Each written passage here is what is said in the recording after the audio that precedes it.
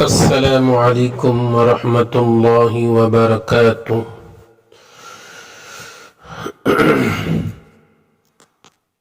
إن الحمد لله نحمده ونستعينه ونستغفره ونؤمن به ونتوكل عليه ونعوذ بالله من شرور أنفسنا ومن سيئات أعمالنا. من يهده الله فلا مضل له ومن يضلله فلا هادي له. ونشهد أن لا إله إلا الله وحده لا شريك له. ونشهد أن سيدنا ومولانا محمدا عبده ورسوله. أما بعد، قال الله تبارك وتعالى في القرآن المجيد والفرقان الحميد: بسم الله الرحمن الرحيم. إياك نعبد وإياك نستعين. وقال النبي صلى الله عليه وسلم: ادعوا الله وأنتم موقنون بالإجابة، واعلموا أن الله لا يستجيب دعاء من قلب غافل لاح، أو كما قال عليه الصلاة والسلام. صدق الله مولانا العظيم، وصدق رسوله النبي الكريم. نحن على ذلك من الشاهدين والشاكرين، والحمد لله رب العالمين. اللهم صل على محمد وعلى آل محمد كما صليت على إبراهيم وعلى آل إبراهيم وعلى آل إبراهيم إنك حميد مجيد. اللهم بارك على محمد وعلى آل محمد كما باركت على إبراهيم وعلى آل إبراهيم وعلى آل إبراهيم إنك حميد مجيد. قابل قدر سامعین کرام، برادران ملت، نوجوانان اسلام، بزرگوں اور دوستوں، اللہ جل جلالہ و عما نوالہ کا بڑا احسان ہوا. اسی پاک ذات نے مجھے اور آپ کو پہلی گھڑی میں اس کے گھر کو حاضری کی توفیق دیا. میرے دوستو، آپ حضرات کو یاد ہوگا گزشتہ جمعہ میں دعا کی اہمیت اور فضیلت پر چند احادیث کو پیش کیا تھا اور چند صحابہ کے اقوال کو بھی پیش کیا تھا. امید کر رہا ہوں ان باتوں پر عمل کر رہے ہوں گے. میرے دوستو، آج کے جمعہ بھی دعا کے کچھ شرائط، کچھ آداب بیان کرنے کی کوشش کر رہا ہوں، اس لیے کہ دعا بہت بڑی عبادت ہے اور اسلام نے ہر چیز کے کچھ شرائط اور آداب بتائے ہیں. ان شرائط اور آداب کو انجام دینے کے بعد ہی وہ کام قابل قبول ہوتا ہے.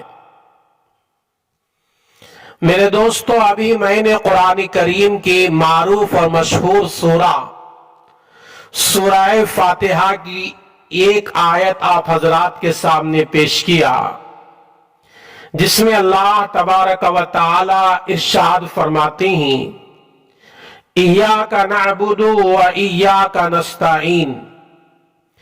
اے اللہ ہم تیری عبادت کرتے ہیں اور تجھ ہی سے مدد مانگتے ہیں۔ مدد جو مانگنا ہے وہ اللہ ہی سے مانگنا ہے، دعا جو مانگنا ہے وہ اللہ ہی سے مانگنا ہے۔ اللہ ہی کا ایک دربار ایسا ہے جو رات دن ہمیشہ کھلا رہتا ہے۔ مانگنے والا مانگتے مانگتے تھک جائے گا، لیکن اللہ کے دربار میں دیتے دیتے رائی کے دانے کے برابر بھی کمی نہیں آتی۔ مدد مانگنا ہے تو اللہ سے، یہی تعلیم حضرات انبیاء نے دنیا کے لوگوں کو دیا تھا۔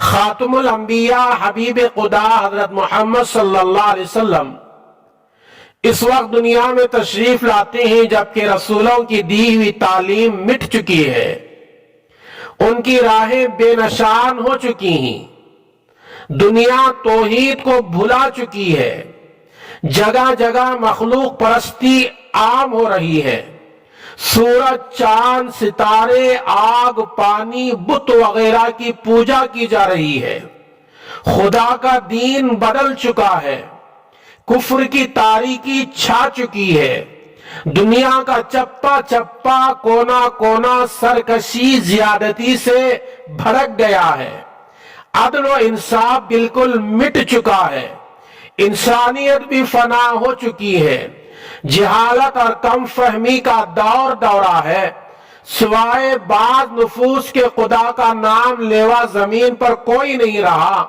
پس معلوم ہوا کہ آپ صلی اللہ علیہ وسلم کی جلالت اور عزت خدا کے پاس بہت بڑی تھی۔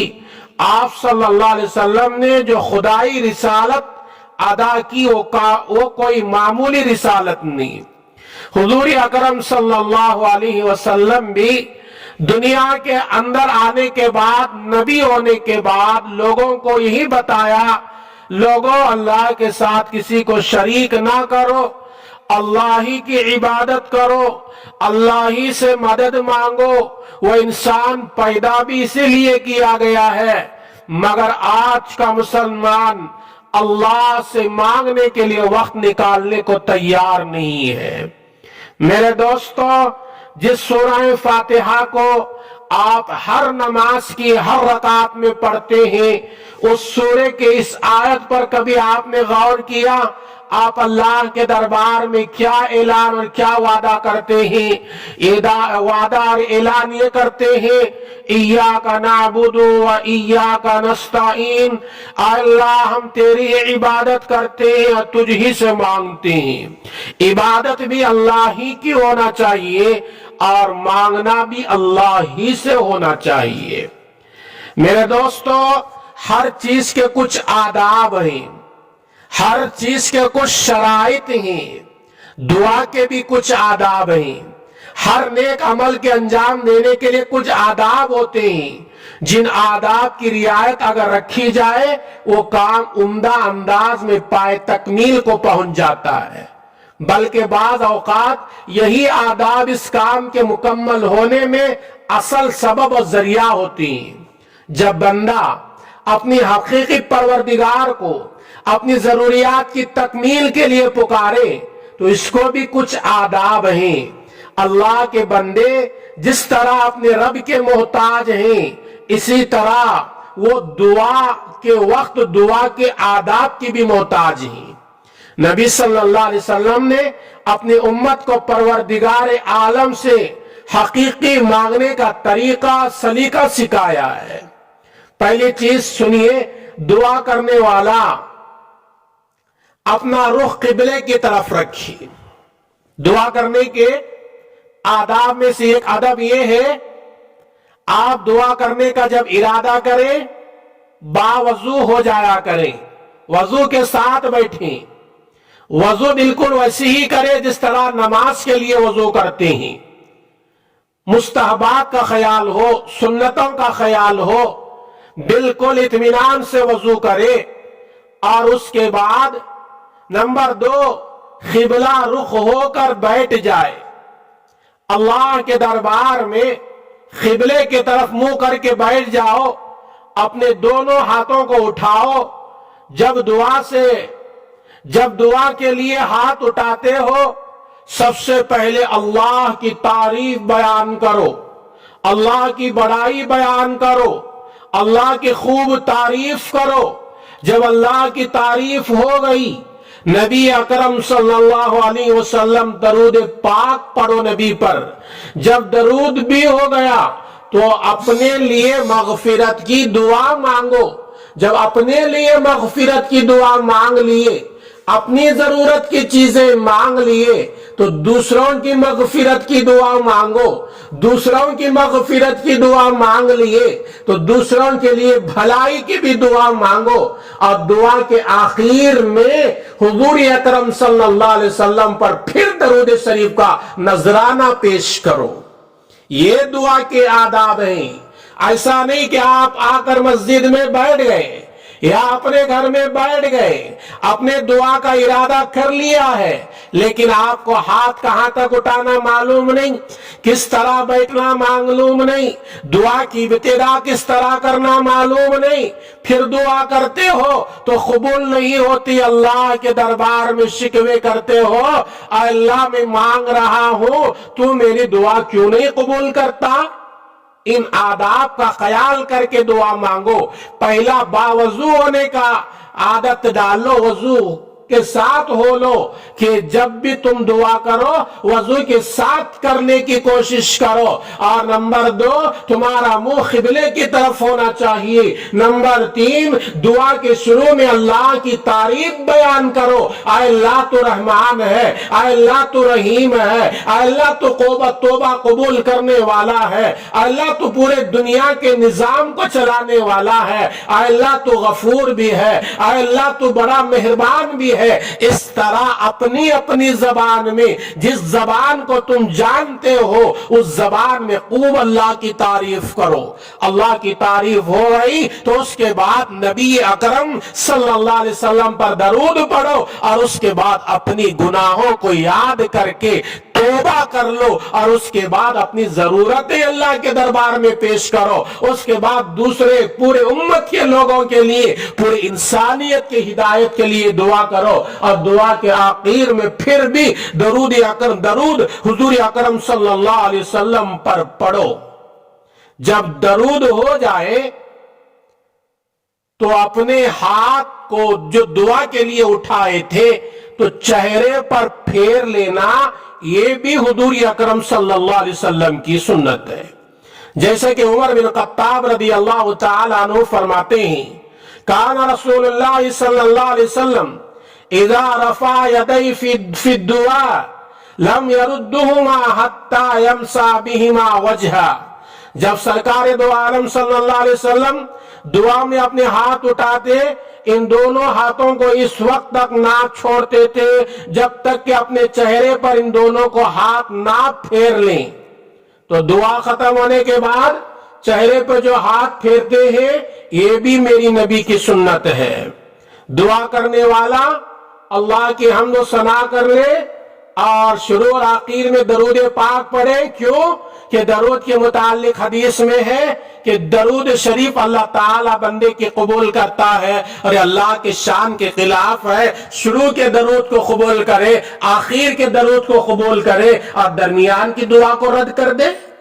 اس لیے دعا کے شروع میں درود شریف پڑھو، آخر میں درود شریف پڑھو، اور دعا ختم کرنے کے وقت میں وہ ہاتھوں کو چہرے کو مل لو، پھیر لو، اور دعا کے آخر میں آمین بھی کہنا، یہ بھی سنت ہے۔ حضور اکرم صلی اللہ علیہ وسلم کے زمانے میں مدینہ طیبہ کے اندر مسجد نبوی میں ایک صحابی بڑے التجا کر رہے تھے، بڑے تضرع کے ساتھ دعا کر رہے تھے۔ حضور اکرم صلی اللہ علیہ وسلم نے ارشاد فرمایا، اس کی دعا قبول ہوگی اگر اس کا خاتمہ خیر کے ساتھ کر رہا ہے۔ صحابہ کرام نے پوچھا، اللہ کے نبی صلی اللہ علیہ وسلم، دعا کا خاتمہ یعنی دعا کو ختم خیر کے ساتھ کیسے کیا جائے؟ تو حضور اکرم صلی اللہ علیہ وسلم نے فرمایا، جو دعا کے آخر میں آمین کہہ کے دعا کو ختم کرتا ہے وہ دعا پر مہر لگا دیتا ہے اور دعا کو خیر کے ساتھ ختم کرنے والا ہوا۔ دعا کے آخر میں آمین کہنا بھی کیا ہے؟ سنت ہے۔ یہ نبی اکرم صلی اللہ علیہ وسلم کی تعلیم ہے۔ دعا کے آداب کچھ میں نے بتائے۔ دعا کے آداب میں سے ایک دعا یہ بھی ہے، ادب یہ بھی ہے، آپ یقین کے ساتھ دعا مانگی، میرا اللہ میری دعا قبول کرے گا، میرا اللہ میری دعا رد نہیں کرے گا، یقین کے ساتھ مانگے اور اپنے آپ کو اللہ کے دربار میں بالکل مستحضر کر کے مانگے۔ ایسا نہیں کہ آپ دعا کے لیے ہاتھ اٹھائے ہوئے ہیں، آپ کے خیالات کہیں دنیا کے چپے میں گھوم رہے ہیں، آپ کے سوچ کہیں اور سوچ رہے ہیں، دعا کے لیے ہاتھ اٹھائے ہوئے ہیں اور سوچنا کہیں اور کا ہے، آپ کا دل غفلت میں پڑا ہوا ہے۔ غفلت میں رہنے والے دل کی بھی اللہ دعا قبول نہیں کرتا۔ یقین کے ساتھ بھی کرنا چاہیے اور دل کو اللہ کے دربار میں حاضر رکھ کر دعا کرنا چاہیے، یہ دعائیں قبول ہوتی ہیں۔ حضور اکرم صلی اللہ علیہ وسلم کی احادیث سے اس بات کا بھی پتہ چلتا ہے، دعا کے قبولیت کے لیے ایک شرط یہ ہے، وہ اپنے آپ کو حلال کمائی کا پابند بنا لے۔ جب وہ کھا پی رہا ہے حلال چیزیں تو اللہ اس کی دعا قبول کرتا ہے۔ اگر کوئی آدمی حرام کھاتا ہے، حرام پیتا ہے، اس کی کمائی حرام ہے اور اسی سے وہ کھاتا پیتا ہے، پہنتا ہے، تو اس کی دعائیں قبول نہیں ہوتی۔ قرآن مجید میں اللہ تبارک و تعالی نے جب یہ آیت کریمہ نازل فرمایا، یا ایھا الناس کلوا مما فی الارض حلالا طیبا نازل ہوئی، تو سعد بن ابی وقاص رضی اللہ تعالی عنہ کھڑے ہوئے، عرض کیا اللہ کے رسول صلی اللہ علیہ وسلم، آپ اللہ تعالیٰ سے دعا کیجئے وہ مجھ کو مستجاب الدعوات بنائے، یعنی میں ایسا بن جاؤں میری ہر دعا قبول ہو جائے۔ یہ سن کر نبی اکرم صلی اللہ علیہ وسلم نے فرمایا، اے سعد، اگر تم یہ چاہتے ہو تمہاری دعا قبول کی جائے تو اپنا کھانا پینا پاک کر لو، یعنی حلال کھاؤ، تمہاری دعا قبول کی جائے گی۔ پھر سرکار دو عالم صلی اللہ علیہ وسلم نے فرمایا، اس ذات کی قسم جس کے قبضے قدرت میں میری جان ہے، جو کوئی آدمی حرام لقمہ اپنے پیٹ میں بھرتا ہے، اللہ تعالیٰ اس کی 40 دن کی عبادت قبول نہیں فرمائیں گے۔ عبادت مقبول نہیں تو دعا بھی مقبول نہیں، اس لیے دعا بھی عبادت ہے۔ اس لیے میرے دوستو، دعا کرنے والے کی دعا اگر قبول ہونا ہے، اس کا کھانا پینا حلال ہو، کسی کو سر مار کر لوٹ کر آیا ہوا پیسے سے اگر کھاتا پیتا ہے، وہ حرام کی آمدنی سے کھا رہا ہے، تو اس کی دعائیں کیسے قبول ہوگی؟ اگر کوئی مسلمان ہو کر سودی کاروبار کرتا ہے، سود پر پیسے لیتا ہے یا دیتا ہے، لیتا اور دیتا، میں نے اس لیے کہا کہ سود کا لینا بھی حرام ہے، سود کا دینا بھی حرام ہے۔ اگر کوئی سودی کاروبار کرتا ہے، سود کا لین دین میں ملوث ہے، اس کی دعا بھی قبول نہیں ہوتی، کیونکہ وہ دعا کے شرائط سے بہت دور ہے۔ حرام کا لقمہ اس کے پیٹ میں جا رہا ہے، اور جس کے پیٹ میں حرام کا ایک لقمہ جائے، 40 دن کی اس کی عبادت قبول نہیں ہوتی۔ جب عبادت ہی قبول نہیں ہوتی، میرے دوستو، دعا بھی ایک عبادت ہے، وہ کیسی قبول ہوگی؟ دعا کے شرائط میں سے ایک شرط یہ بھی ہے، آدمی متقی بننے کی کوشش کرے، پرہیزگار بننے کی کوشش کرے۔ ایسا متقی بنیں گے تو اللہ تعالیٰ اس کی دعا بہت جلد قبول کرتے ہیں۔ قرآن کریم کے ذریعے سے ہمیں پتا چلتا ہے، اللہ تعالیٰ نے کہا، انما یتقبل اللہ من المتقین، اللہ تعالیٰ متقیوں کی دعا کو قبول فرماتے ہیں۔ دعا کے شرائط میں سے ایک شرط یہ، دعا میں اخلاص للہیت ہو، اخلاص کے بغیر دعا قبول نہیں ہوتی، دکھلاوا نہ ہو۔ قرآن کریم میں دیکھیے اللہ تعالیٰ کہتا ہے، فَادْعُوا اللَّهَ مُخْلِصِينَ لَهُ الدِّينَ، اللہ کو پکارو، اللہ سے مانگو، اللہ کو راضی کرنے کے لیے۔ تو دعا فائدہ مند ہے، جبکہ دعا کے شرائط بھی ہمیں معلوم ہو۔ दुआ के आदाब भी हमें मालूम हो। आपको आदाब मालूम नहीं, आपको दुआ के शराइत मालूम नहीं, आप दुआ कर रहे हैं तो वो दुआ कैसे कबूल होगी। बाज लोगों को हमने देखा है दुआ के लिए हाथ उठाए हैं, मस्जिद के अलार्म को देख रहे हैं, मस्जिद की घड़ी को देख रहे हैं, मस्जिद के फैनों को देख रहे हैं, उसको नक्शो निगार को देख रहे हैं, उसके एसी को देख रहे हैं, उसके कलर को देख रहे हैं। आप उठाए हैं दुआएं के लिए हाथ, आपकी तवज्जो अल्लाह की तरफ होना चाहिए, आपकी निगाह आपके हथेलियों पे होना चाहिए। ये दुआ के शराइत हैं। बाद लोगों को मैंने देखा दुआ के लिए हाथ उठाते हैं और अपने चेहरे से लगाकर दुआ मांगते नहीं। आप जब भी दुआ के लिए हाथ उठाएं, आपके सीने के बिल्कुल करीब होना चाहिए, सीने के बिल्कुल सामने होना चाहिए, ना ज्यादा खुले हुए हो ना ज्यादा मिले हुए हो। इस तरह हाथ उठाकर दुआ मांगो। ये दुआ के कुछ आदाब हैं। और दुआ के कबूलियत के लिए एक बात ये भी है, तुमने जो जिंदगी में नेक अमल किया है वो नेक अमल को याद करके उस अमल का वास्ता देकर दुआ करते हो तो भी तुम्हारी दुआएं कबूल होती।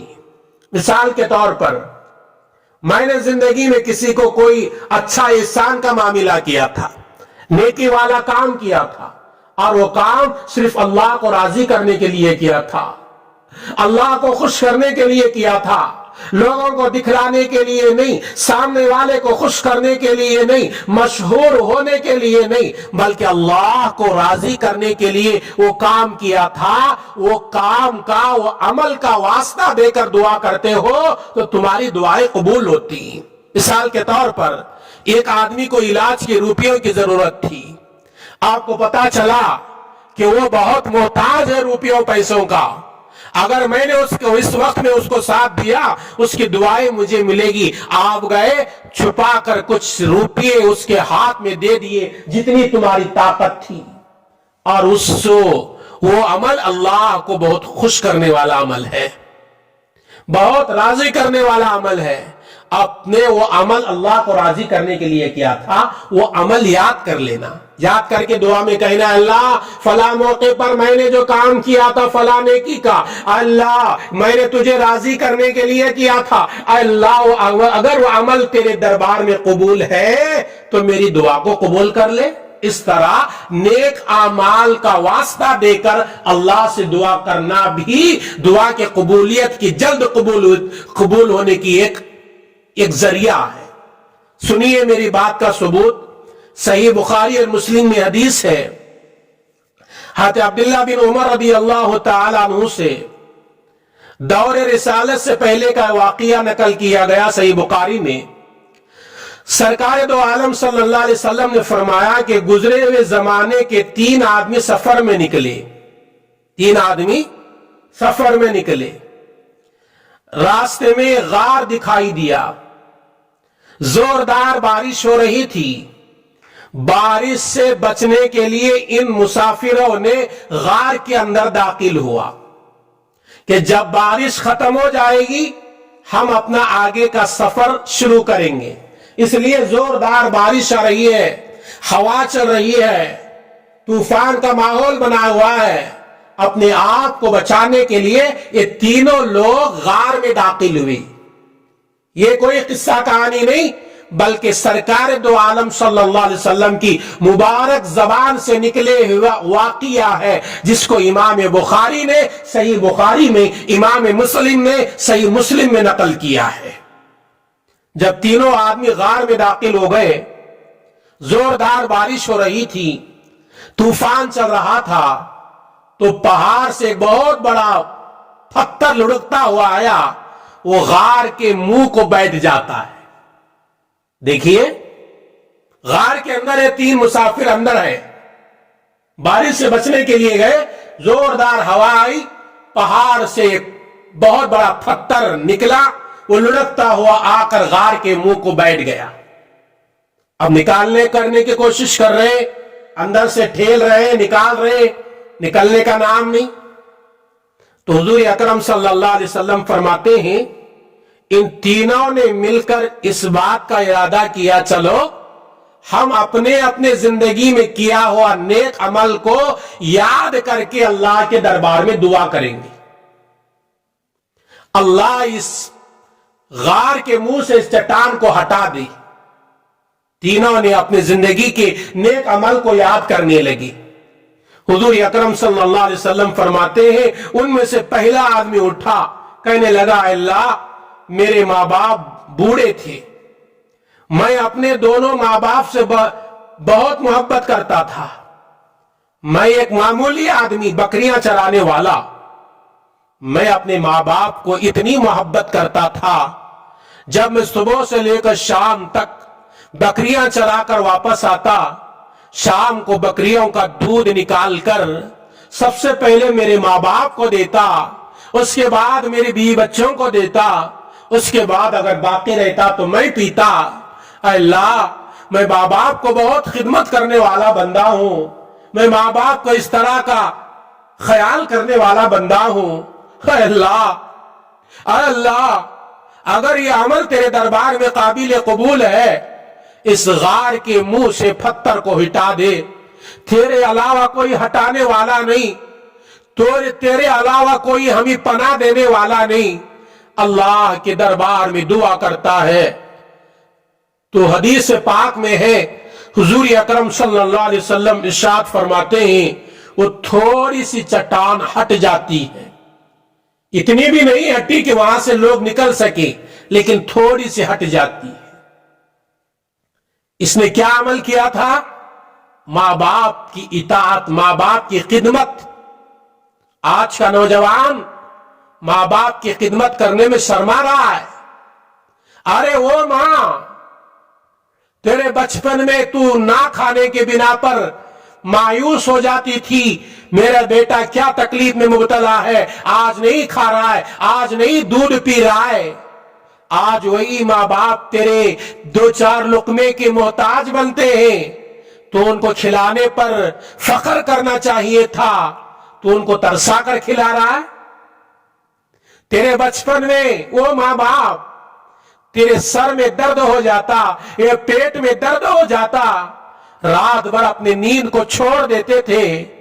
آج وہی ماں باپ بڑھاپے میں رات دن تکلیف میں مبتلا رہتے ہیں، تو کبھی اس کو ڈاکٹروں کے پاس لے جا کر صحیح علاج کرانے کی فکر نہیں کرتا۔ ایسے ظالم نوجوانوں، تمہیں اللہ کی مدد کیسے ملے گی؟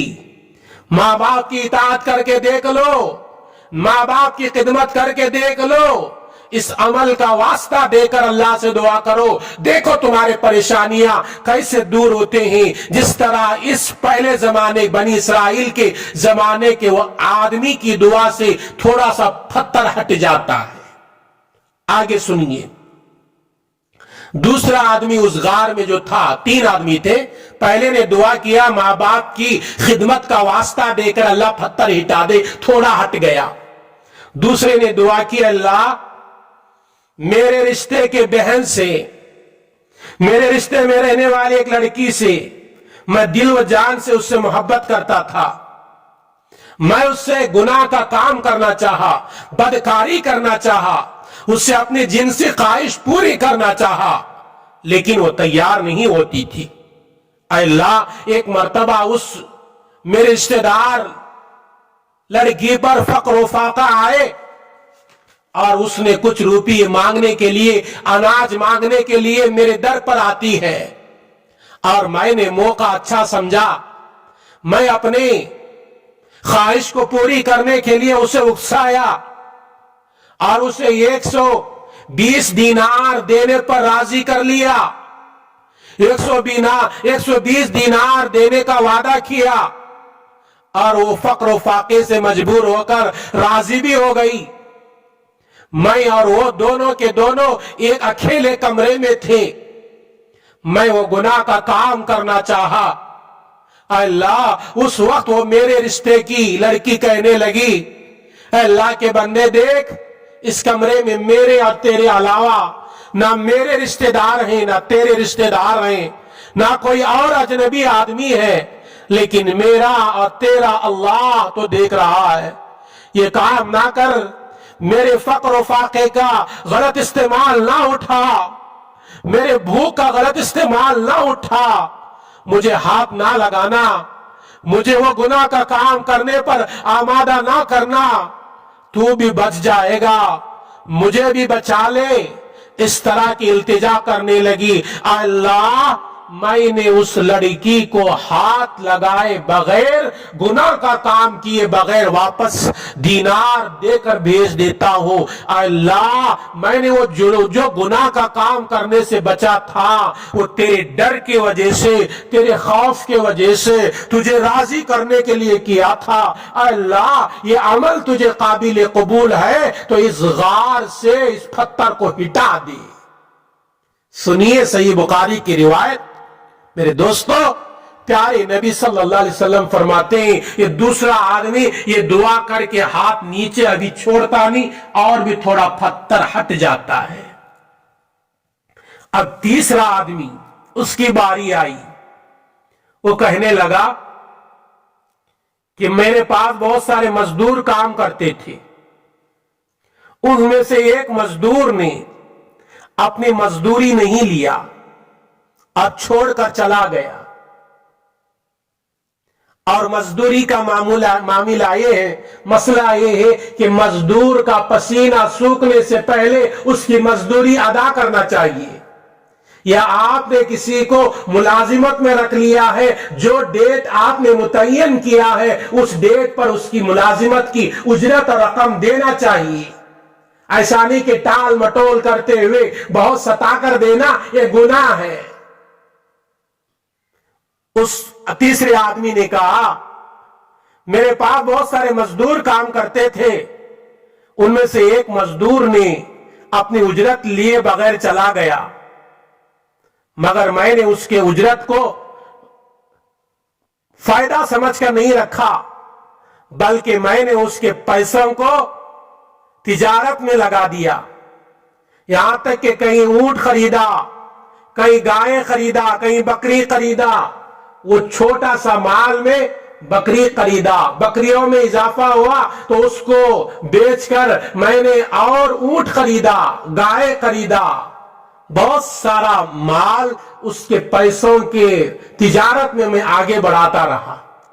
کئی سال کے بعد وہ مزدور آ کر کہتا ہے بھائی فلاں سال میں فلاں وقت میں آپ کے یہاں کام کیا تھا، آپ کے یہاں اجرت میں چھوڑ کر گیا تھا، مزدوری میں نے نہیں لیا، وہ مزدوری آج مانگنے کے لیے آیا ہوں، وہ مزدوری دے دے۔ تیسرا آدمی کہتا ہے اللہ، میں نے صرف اس وقت کی مزدوری اسے نہیں دیا، بلکہ میں نے کہا تیری مزدوری کے پیسے میں نے تجارت میں لگایا تھا اور تجارت میں اتنا بڑا فائدہ ہوا ہے، یہ بکریاں تیرے، یہ اونٹ تیرے، یہ جائیداد تیرے، یہ گائے بیل تیرے، یہ اناج کے ڈھیر تیرے، یہ روپے پیسے تیرے ہیں، لے کر جا۔ میں نے اس کی امانت کو صحیح لوٹا دیا، اس کی امانت میں خیانت نہیں کیا۔ اے اللہ، یہ عمل تجھے قبول ہے؟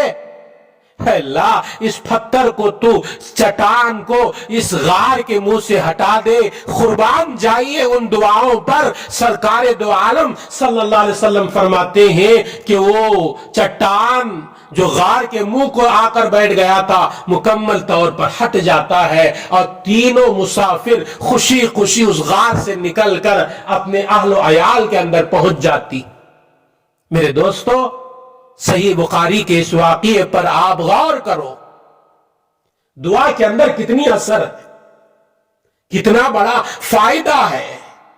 اس لیے جب بھی دعا کرو، دعاؤں کا ان آداب کا خیال کرو، ان شرائط کا خیال کرو، اور زندگی میں جو عمل تم نے اللہ کو راضی کرنے کے لیے کیا تھا اس عمل کا واسطہ دے کر اللہ سے مانگتے رہو، دیکھو انشاءاللہ تمہاری دعائیں قبول ہو جائیں گی۔ آئیے اللہ تعالیٰ سے دعا کرو، اللہ تعالیٰ مجھے بھی ان باتوں کو سننے والے میرے بھائی، میرے دوستوں کو بھی اور سارے امت مسلمہ کو بھی عمل کی توفیق عطا فرمائے، آمین۔ السلام علیکم ورحمۃ اللہ وبرکاتہ۔